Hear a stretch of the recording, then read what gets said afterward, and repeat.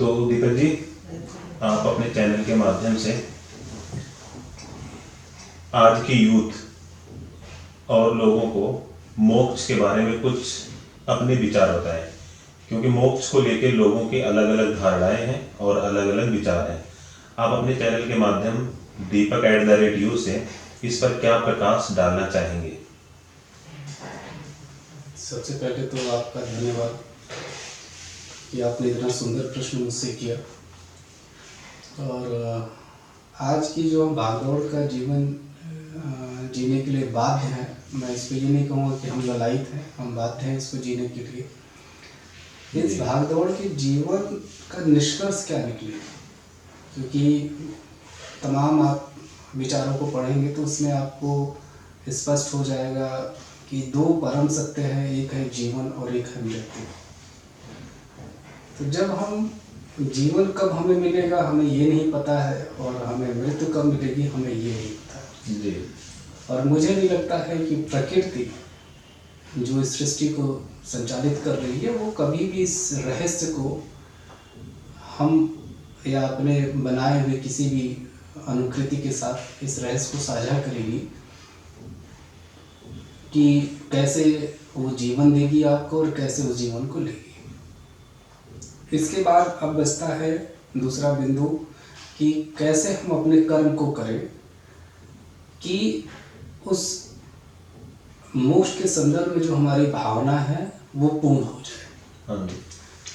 तो उस भावना को पूर्ण करने के लिए, उस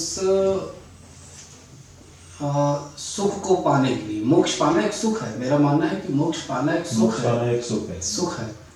और सुख की भी कोई सीमा नहीं होती, जैसे दुख की कोई सीमा नहीं होती, अंतहीन है दोनों जी। आप कभी नहीं कह सकते हैं कि अभी इतना % सुख मिला है, इतना % दुख मिला है जी। और न ही उसकी कोई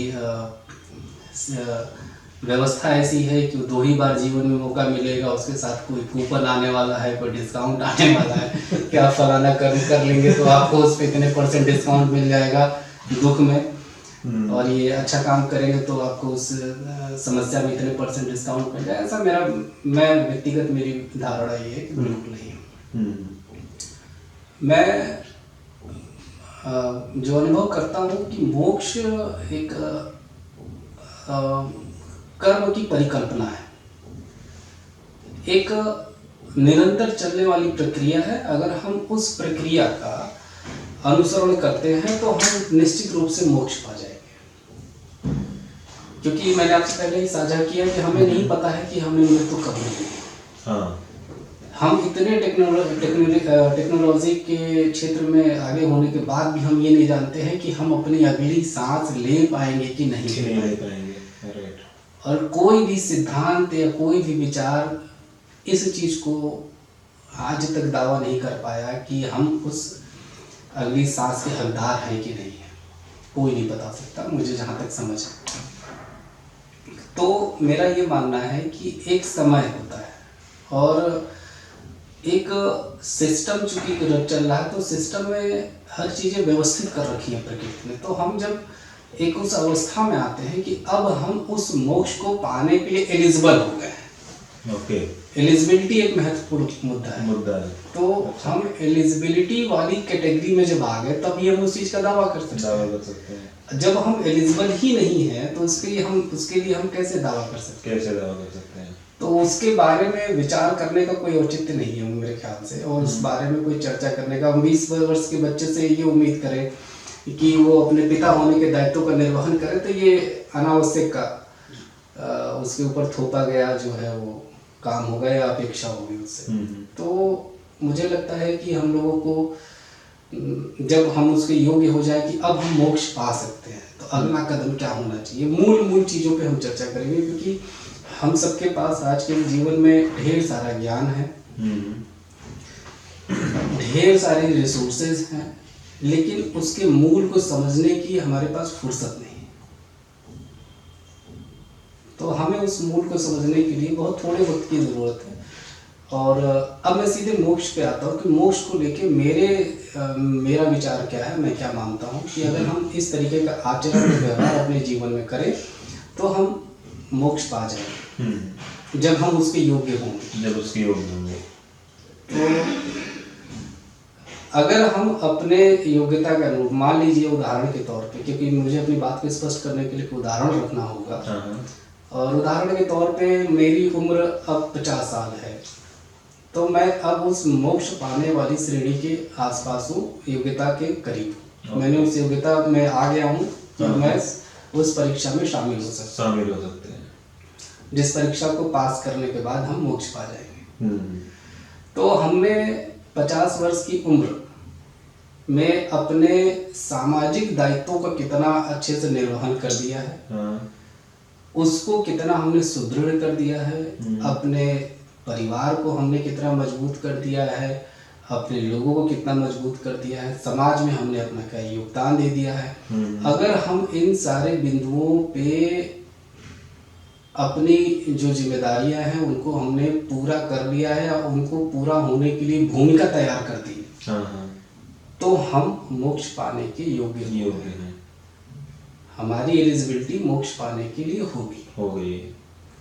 क्योंकि मैंने कहा ना आपसे कि हमें नहीं पता है कि हम अगली सांस कब लेंगे। अगर आप 30 साल की उम्र में आपकी मृत्यु हो जाती है तो आप कतई मत अपेक्षा करिए कि आपको मोक्ष इसलिए नहीं मिला कि आप अपने पीछे जिम्मेदारियां छोड़ गए, क्योंकि 30 साल में आपसे जिम्मेदारियों की अपेक्षा नहीं करते हैं। तो आप किसी भी रूप में दोषी नहीं है और आपको अपने को दोषी समझने की आवश्यकता भी नहीं है, और मेरी समझ से आपके परिवार को भी इस चीज को समझने की आवश्यकता नहीं।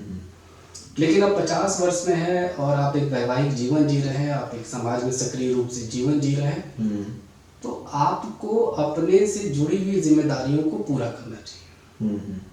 आप अपने परिवार में अपने बीवी बच्चों के लिए इस तरीके की भौतिक व्यवस्था कर दें, क्योंकि अंततः हम सब भौतिक जीवन जी रहे हैं और इस भौतिक जीवन की जरूरतों को भौतिक संसाधनों से ही पूरा किया जा सकता है। तो हम उन भौतिक संसाधनों की ये व्यवस्था कर दें कि मैं अगर उस समय अपने अंतिम सांस को ले रहा हूँ तो लोगों के ऊपर दबाव ना हो, अब कैसे होगा जी, ये प्रश्न नहीं खड़ा होना चाहिए।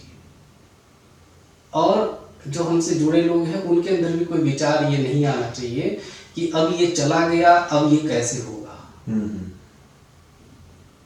अगर ये विचार, ये भाव मैं उस अंतिम सांस लेते समय अगर मेरे अंदर नहीं आया तो मुझे लगता है कि मैंने शुद्ध रूप से 100% मोक्ष की प्राप्ति कर ली। ओके। अगर हम इस भाव के साथ जिम्मेदारियों के बोझ तले अगर मृत्यु को प्राप्त करते हैं तो हमें मोक्ष नहीं मिलेगा। मेरी समझ के हिसाब से, मेरे जो विचार है उसके हिसाब से हमें मोक्ष नहीं मिलेगा, हम चाहे कोई भी भौतिक कर्मकांड कर लें, क्योंकि हम जो भी करेंगे वो सब भौतिक होगा।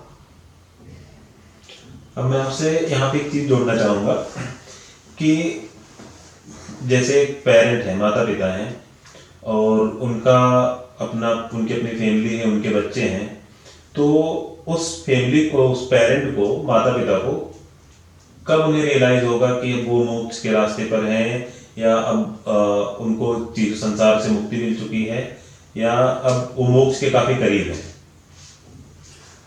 देखिए, मैंने आपसे कहा कि जब हम अपने उन नैतिक जिम्मेदारियों का जो उस अवस्था में अपेक्षित है, अब आप माता पिता हो गए हैं तो निश्चित रूप से अब आपके ऊपर मोटी मोटी 3-4 जिम्मेदारियां हैं। बच्चों को सेटल कर दे, उनको अच्छी शिक्षा दीक्षा दे दे, उनको बढ़िया से वैवाहिक जीवन में आप उनको शामिल कर दे, और बाकी जो भौतिक चीजें हैं जैसे घर वगैरह है, बाकी संसाधन ही आपने उनके लिए उपलब्ध करा दिया। अब उनको इस बात का मलाल नहीं है कि ये हमारे माता पिता कर दिए होते तो अच्छा था, ये करने के योग्य वो थे लेकिन उन्होंने नहीं किया, ये समझना आवश्यक है। हम उसके लायक ही नहीं हैं।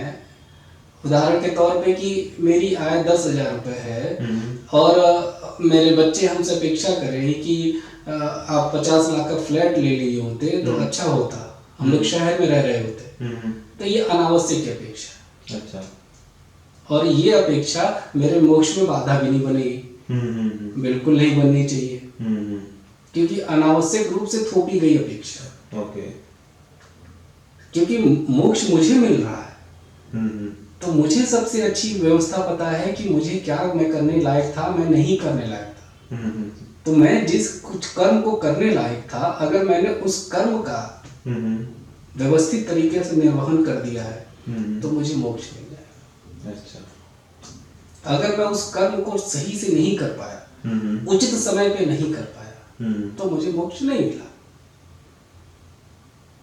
तो ये होता है। तो माता पिता आप जब बनते हैं तो उस समय जो जुड़ी हुई जिम्मेदारियां, उनको मैंने आपको क्रमवार मैंने आपसे चर्चा करी। तो उन चीज़ों को अगर हम कर ले जाते हैं तो हम मोक्ष पाने के योग्य हो गए हैं। अब हम कभी भी अंतिम सांस लेंगे तो वो हमारे मोक्ष के लिए ही है। मोक्ष का द्वार हमारे लिए खुला हुआ है और हम निश्चिंत भाव के साथ उसको प्राप्त करेंगे।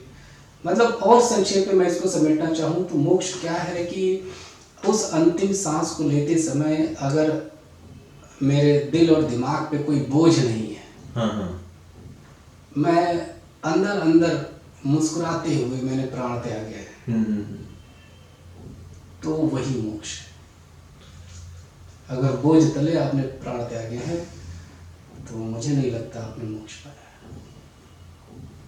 जी दीपक जी, तो हम अपनी बात यहीं पे रोकते हैं। बहुत। और आज के नई पीढ़ी को मैं जरूर कहना चाहूँगा कि आप भी परिपक्वता के सुख को भोगने का प्रयास करें।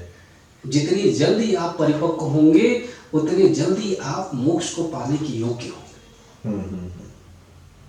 तो इस परिपक्वता के सुख को आप अपने अंदर ले आने का प्रयास करिए। जितनी जल्दी मैच्योरिटी आएगी उतनी जल्दी आपकी एलिजिबिलिटी होगी और आप जीवन के इस आयाम का आनंद ले पाएंगे, क्योंकि मोक्ष पाना भी एक सुख है।